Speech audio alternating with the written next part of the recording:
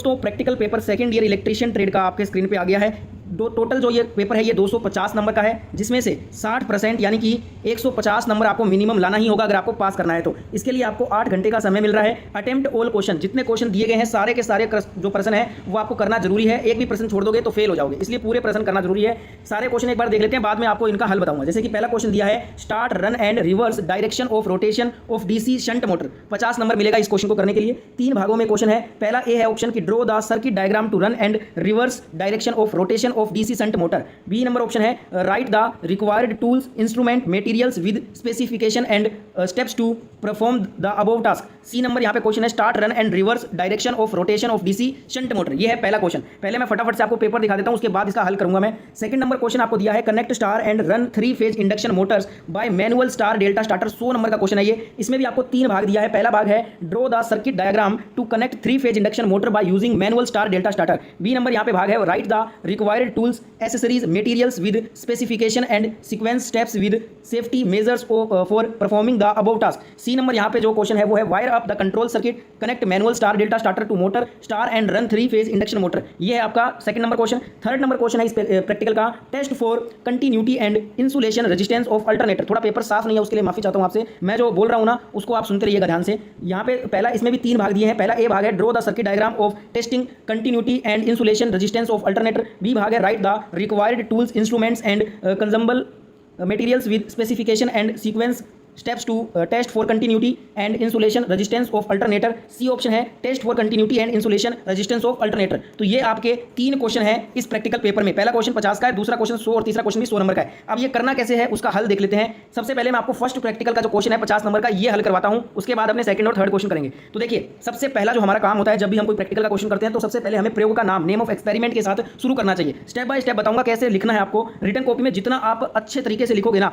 उतना ही एग्जामिनर आपसे प्रभावित होगा और आपको मैक्सिमम नंबर देगा। तो जैसे जैसे मैं यहाँ पे लिखा हूं ना, आपको भी वैसे वैसे ही उसी दिन प्रैक्टिकल के दिन लिखना है। तो यहाँ पे फर्स्ट जो क्वेश्चन है उसका आंसर बता रहा हूं। फर्स्ट क्वेश्चन का आंसर ये है, सबसे पहले आपको प्रयोग का नाम लिखना है। डीसी शंट मोटर को चालू करना, चलाना और घूर्णन दिशा को पलटना। Start run and reverse the direction of rotation of DC shunt motor. यही था ना पहला क्वेश्चन। देख लीजिए एक बार, डीसी शंट मोटर के बारे में था पहला question, start run and reverse direction of rotation of DC shunt motor. तो सबसे पहले प्रयोग का नाम लिखना है कि प्रैक्टिकल का नाम क्या है, तो ये हमने लिख दिया। इसके बाद स्टेप नंबर 2 क्या है, ये इसका डायग्राम बनाना है आपको। ये वेरी इंपॉर्टेंट है। सबसे इंपॉर्टेंट चीज आपके प्रैक्टिकल की यही होती है कि आप डायग्राम कितना सुंदर बनाते हैं। तो वेरी वेरी इंपॉर्टेंट है। अगर आप डायग्राम अच्छे से बना दोगे ना तो एग्जामिनर बाकी कुछ नहीं देखेगा, डायग्राम देख के ही आपको बहुत ज्यादा मार्क्स दे देगा। इसलिए ये डायग्राम आपको बहुत सुंदर और साफ तरीके से बनाना है, पेंसिल को छीलकर, जिससे कि साफ दिखाई दे। ज्यादा इरेजर का यूज मत कीजिएगा डायग्राम में। तो ये हमारा डीसी शंट मोटर का जो है ना वो आपका डायग्राम है। इसका स्क्रीनशॉट ले लीजिए या फिर नोटबुक में आप इसको बना लीजिए। इसके बाद जो बी नंबर भाग था वो क्या कह रहा था कि आपको उपकरण, यंत्र सामग्री, जो टूल्स इंस्ट्रूमेंट मटेरियल यूज हुआ है इस प्रयोग करने के लिए, उन सभी का नाम लिखना है। तो हमारा ये बी नंबर भाग था, उपकरण, यंत्र और सामग्री के लिए। तो एक तरफ आपको इसी प्रकार से लिखना है। जो आपको शीट मिलेगी ना प्रैक्टिकल को लिखने के लिए, उसमें आपको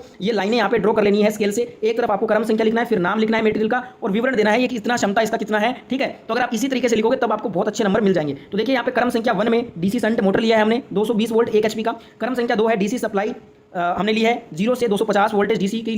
3 नंबर यहाँ पे है डीपीएसटी स्विच लिया है 250 वोल्टेज 10 एम्पियर का। 4 नंबर पे हमने रियोस्टेट लिया है 100 ओम और 1.5 एम्पियर का। 5 नंबर पे हमने कनेक्टिंग तार लिया है 1.5 स्क्वायर एमएम का। 6 नंबर पे हमने सामग्री ली है स्क्रू ड्राइवर सेट। ठीक है, 7 नंबर पे हमने नोज प्लायर और साइड कटर लिए हैं। 8 नंबर पे हमने मल्टीमीटर लिया है एसी और डीसी जांचने के लिए, और एक हमने इंसुलेटिंग टेप लिया है। तो ये हो गई हमारी सामग्री जो हमने यूज की है इस प्रयोग को, प्रैक्टिकल को करने के लिए। उसके बाद सी नंबर पे हमें, ये तो मैंने ABC लिखा है ना, इसलिए लिखा है क्योंकि हमें यहाँ पे क्वेश्चन में मेंशन किया हुआ था। आप देख सकते हैं, पहले क्वेश्चन दे दिया, उसके बाद में ABC 3 तरीके से आपको ये पूरा प्रैक्टिकल करना था। तो ए और बी तो मैंने आपको बता दिया है। अब यहाँ पे बच्चा क्या है, सी में हमें इसकी प्रक्रिया लिखनी है कि ये प्रैक्टिकल होगा कैसे। तो सी में स्टेप 1 आप स्टेप बाय स्टेप लिखना। जैसे आप स्टेप 1 हो जाएगा, स्टेप 2, स्टेप 3 ऐसे लिखोगे तो एग्जामिनर बहुत प्रभावित होगा आपसे और मैक्सिमम मार्क्स आपको मिलेंगे। स्टेप 1 में प्रारंभिक की तैयारी करेंगे हम। मुख्य सप्लाई को सबसे पहले बंद करना होता है, कोई भी प्रैक्टिकल आप करते हो तो। 2 नंबर पे मोटर के सभी टर्मिनल को पहचाने, A1 A2 armature, F1 F2 field, ये पहचानना है। स्टेप यहाँ पे 2 है, सामान्य संचालन हेतु वायरिंग करना है। जैसे कि F1 और F2 को रियोस्टेट के माध्यम से डीसी सप्लाई में जोड़ना है। A1 और A2 को डीसी सप्लाई से सीधे जोड़ें। डीपीएसटी स्विच को सर्किट में रखें ताकि मुख्य सप्लाई कंट्रोल हो सके।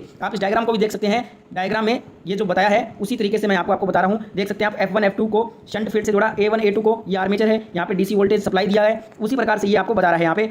इसके बाद स्टेप हमारा 3 क्या है, स्टेप 3 है मोटर को चालू करें। स्टार्ट द मोटर, रियोस्टेट को अधिकतम रेजिस्टेंस पर सेट करें, डीपीएसटी स्विच ऑन कर दें, रियोस्टेट को धीरे धीरे एडजस्ट करें, मोटर को चालू होकर घूर्णन शुरू करेगी। यहाँ पे रियोस्टेट जब आपका रियोस्टेट को धीरे धीरे एडजस्ट करेंगे ना तो मोटर चालू होकर घूर्णन शुरू कर देगी। स्टेप 4 क्या है, मोटर को चलाना, रन द मोटर, वोल्टेज और करंट की निगरानी करें, किसी सामान्य ध्वनि, कंपन या गर्मी की जांच करें। ठीक है, इसके बाद हमारा स्टेप 5 है दिशा बदलना, रिवर्स डायरेक्शन करना है, मोटर को बंद करें और सप्लाई ऑफ करें, फिर इनमें से कोई एक बदलाव करें, A1 A2 की कनेक्शन उलट दें या फिर F1 या F2 की कनेक्शन उलट दें, क्योंकि हमें यहाँ पे डायरेक्शन क्या करना है, इसका दिशा चेंज करना है। ठीक है, इसलिए हमें या तो आर्मेचर के या फिर फील्ड के दोनों में से किसी एक के कनेक्शन चेंज कर उलट देंगे तो उसकी डायरेक्शन भी चेंज हो जाएगी। ये आपने थ्योरी में पढ़ा होगा। इसके बाद में वेरी इंपॉर्टेंट यहाँ पे प्रैक्टिकल की चीज आती है, लास्ट में आपको प्रिकॉशन, सावधानियां लिखनी होती है। अगर आप ये नहीं लिखोगे तो नंबर आपके काट लिए जाएंगे। कोई भी प्रैक्टिकल करोगे तो उसकी सावधानियां आपको बतानी होंगी, जैसे कि सभी कनेक्शन करने से पहले सप्लाई बंद रखें, फील्ड वाइंडिंग के साथ शॉर्ट सर्किट न हो इसका ध्यान रखें, दिशा बदलते समय सप्लाई अवश्य ऑफ रखें, ओवरलोड या ओवर करंट से मोटर को बचाएं।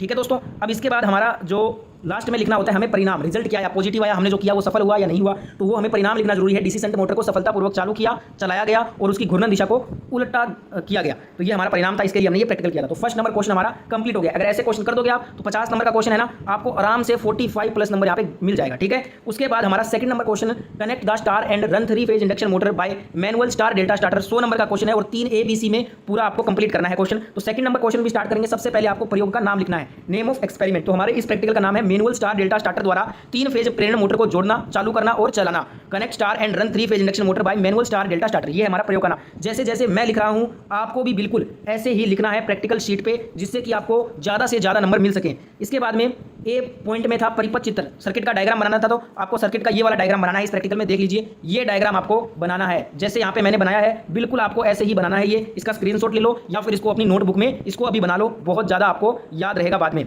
बी नंबर यहाँ पे कहा गया था आवश्यक उपकरण, सहायक वस्तुएं एवं प्रक्रिया, required tools, accessories, material, steps and safety, ये बताना था। तो मैंने आपको कहा था कि प्रैक्टिकल में आपको जो जो उपकरण यूज हो रहे हैं उसको करने के लिए मटेरियल लग रहा है जो भी, उसका आपको लिखना है और सारणी बनाकर लिखना है। ऐसे ही क्रम संख्या, वस्तु, विवरण, ऐसे लिखोगे तो नंबर ज़्यादा मिलेंगे। तो एक नंबर क्रम संख्या में हमारी वस्तु है 3 फेज इंडक्शन मोटर लिया है हमने, और ये लिया है 440 वोल्ट 5 HP का। इसके बाद मैनुअल स्टार डेल्टा स्टार्टर लिया है 440 वोल्ट 10 एम्पीयर का। इसके बाद 3 नंबर पे 3 फेज सप्लाई ली है 440 वोल्टेज की। उसके बाद 4 नंबर पे हमने लिया है वायर, PVC इंसुलेटेड वायर लिया है 2.5 स्क्वायर mm या इससे अधिक। 5 नंबर पे हमने स्पैनर सेट लिया है 6 mm, 8 mm या 10 mm का। इसके बाद हमने मल्टीमीटर लिया है, और ये जो है ना कंटिन्यूटी प्लस वोल्टेज टेस्ट है, और फिर स्क्रू ड्राइवर सेट लिया है, flat and Phillips insulation tape लिया है। तो ये थी हमारी सेकंड प्रैक्टिकल को करने की पूरी आवश्यक सामग्री जो हमने यहाँ पे लिख दी है। इसके बाद इसकी प्रक्रिया शुरू होगी कि कैसे ये प्रैक्टिकल हम करेंगे। तो प्रक्रिया में सबसे पहले स्टेप 1 लिखेंगे, प्रारंभिक तैयारी कीजिए, मुख्य सप्लाई को सबसे पहले बंद करना है। फिर मोटर टर्मिनल्स बॉक्स खोलें और सभी 6 terminal U1 V1 W1 U2 V2 W2 इसको पहचानें।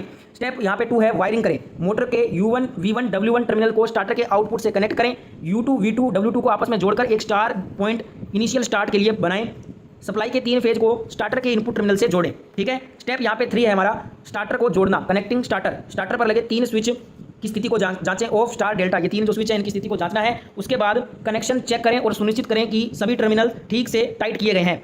स्टेप नंबर 4 रहेगा, मोटर को चालू करना। स्टार्टर को स्टार पोजीशन में घुमाकर मोटर चालू करें। कुछ सेकंड बाद 3 से 10 सेकंड के बाद स्टार से डेल्टा में शिफ्ट करें। स्टेप 5 है, मोटर को चलाना। मोटर सामान्य ध्वनि और स्पीड से चलनी चाहिए, वोल्टेज और करंट की निगरानी करें। ठीक है, तो ये हमारा पूरा स्टेप है जिसे हमने ये प्रैक्टिकल किया है। इसके बाद हमें सावधानियां लिखनी है, ये बहुत जरूरी है, ये नहीं लिखोगे तो नंबर काट लिए जाएंगे। जैसे कि सप्लाई चालू करने से पहले सभी कनेक्शन दोबारा जांच कर लें। स्टार से डेल्टा में स्विचिंग के दौरान झटका न लगे, इसलिए हैंडल सावधानी से चलाएं। उपकरणों को सूखी और सुरक्षित जगह पर रखें। किसी भी फेज में शॉर्ट सर्किट न हो इसका ध्यान रखें। वायरिंग साफ और टाइट होनी चाहिए। ये हमने सावधानियां भी पढ़ ली हैं। इसके बाद हमारा 3 नंबर क्वेश्चन आता है। 2 क्वेश्चन हमने कंप्लीट कर लिए हैं। 3 नंबर क्वेश्चन है, test for continuity and insulation resistance of alternator. 100 number का क्वेश्चन है, इसको भी A, B और C में पूरा करना है।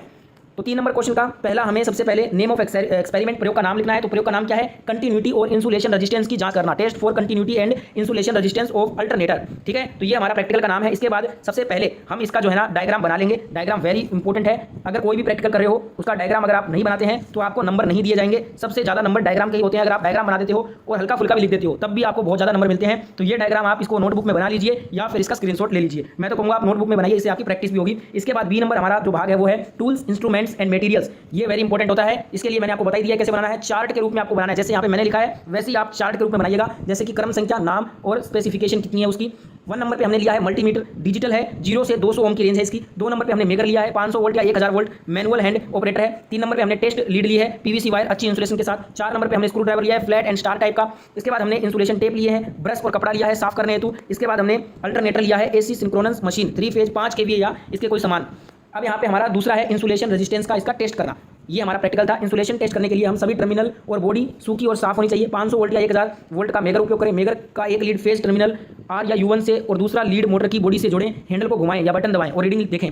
यदि इंसुलेशन रेजिस्टेंस 1 मेगा ओम से कम आता है तो वाइंडिंग सुरक्षित मानी जाती है। यदि प्रक्रिया सभी फेज R, Y, B या U1, V1, W1 के लिए करें। ठीक है, और इसके बाद हमें सावधानियां लिख देनी है। परीक्षण के समय अल्टरनेटर को किसी सप्लाई से न जोड़ा जाए। कंटिन्यूटी टेस्ट से पहले प्रोब अच्छी तरह जोड़ा हो। इंसुलेशन टेस्ट करते समय इंसुलेशन टेप और दस्ताने पहने। गीले या धूल भरे टर्मिनल पर मेजरमेंट गलत हो सकता है, पहले साफ कर लें। मेगर की रेटिंग को हमेशा अल्टरनेटर की रेटिंग के अनुसार चुनें। इसके बाद हमारा परिणाम क्या निकला, ये लास्ट में लिखना होता है। कंटिन्यूटी टेस्ट द्वारा अल्टरनेटर की वाइंडिंग निरंतर पाई गई है। इंसुलेशन रेजिस्टेंस टेस्ट में 1 मेगा ओम से अधिक रेजिस्टेंस मिला, अंततः वाइंडिंग सुरक्षित है। ठीक है, तो ये थे हमारे तीनों क्वेश्चन के आंसर जो मैंने आपको बताए हैं। ये प्रैक्टिकल पेपर दोस्तों इलेक्ट्रीशियन सेकंड ईयर का एनुअल एग्जामिनेशन था, 2 ईयर ट्रेड का प्रैक्टिकल का, जिसमें हमने सारे क्वेश्चन अटेम्प्ट कर लिए हैं। तो